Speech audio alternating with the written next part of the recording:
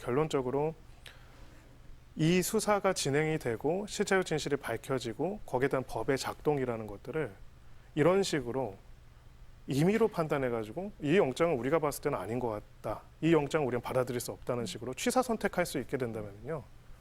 각자 정치적으로 취사 선택하게 된다면요. 이 나라는 하나로 유지될 수가 없습니다. 자, 지금은 체포영장 집행입니다. 헌법재판소가 파면 결정을 내리면 그걸 받아들이겠습니까? 그것도 이런저런 이유를 들여서 뭐 헌법재판소 재판관이 어떻게 구성이 됐고 그래서 안 받아들이면은요. 그때도 또 이렇게 물리적인 충돌을 해야 할까요? 굉장히 위험하고 중요한 그 선을 오늘 넘었다라고 생각을 합니다. 그래서 지금 이 부분에 대해서 어떤 분들은 의기양양하다라고 이야기를 하는데요. 즉 사법부가 발부한 영장으로도 내란죄의 혐의점에 있는 대통령을 체포할 수 없다. 이것이 우리의 법 질서이다. 이런 것들을 선언하는 것이라고 하고 그것이 확정된다면은 우리 민주공화국의 가장 기본적인 질서에 굉장히 심각한 위험이 처해질 것이라고 생각합니다. 이제 어떤 법원의 영장도 어떤 법원의 결정도 임의로 정치적으로 판단해가지고 취사 선택해서 그것을 거절할 수 있다는 것으로 보여줄 수가 있기 때문이죠. 설마 체포영장을 막겠냐. 이거 법원에서 발부한 건데 그렇다 보니 들어갔는데 200명 이상이 이렇게 스크럼을 짜고 팔짱을 끼고 막을 거라고는 생각을 안 했던 것 같고 그 공수처 브리핑을 보니까 승용차 10대 이상이 그 앞을 가로막고 있었다는 거예요. 버스랑, 네. 자, 이거를 네.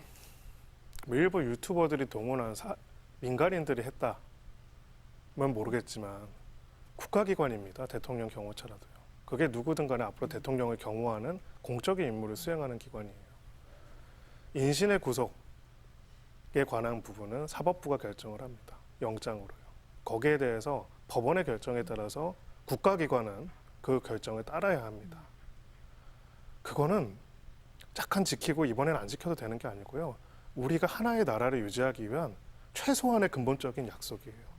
그게 무너지는 순간 각자 판단해가지고 각자 마음대로 이 법원 영장은 불법이니까 난 안 하겠다. 이 법원 영장은 군부대를 동원해서 막겠다. 이렇게 되는 것이 바로 내란인 겁니다.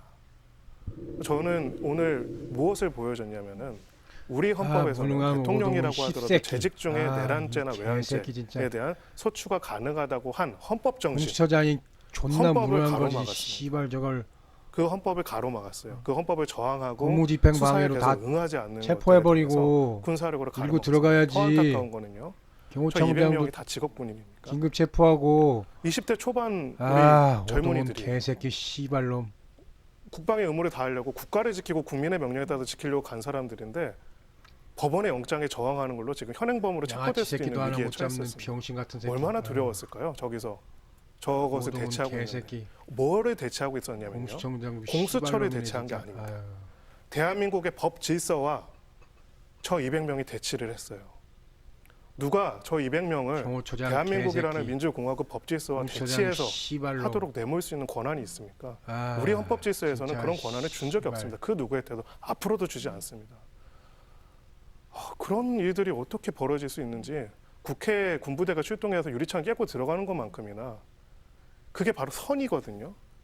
이 나라가 법에 따라서 질서에 따라서 유지되고 운영된다는 거. 물론 거기에 대해서 이견이 있을 수도 있고 반론이 있을 수도 있습니다. 하지만 적어도 정해진 그 원칙들을 지키면서 이의를 하고 반론을 하고 그 과정을 우리가 정한 룰에 따라서 지켜간다는 것이 순식간에 무너졌다는 것을 보여줄 수 있는 되게 충격적인 일이지 않을까 생각됩니다. 그래서 워낙 현직 대통령에 대한 내란죄 수사라는 것도 사상 초유의 일이고 그 과정에서 이런 식의 물리적 저항이 있을 거라는 것도 예견하기 어려웠겠지만은 결국은 이제 이 체포영장의 집행과 수사의 진행이라는 거는 이것에 대한 저지가 일으킨 위기의 크기만큼이나 국가적으로 굉장히 중대한 이익이 있는 거라고 생각을 합니다.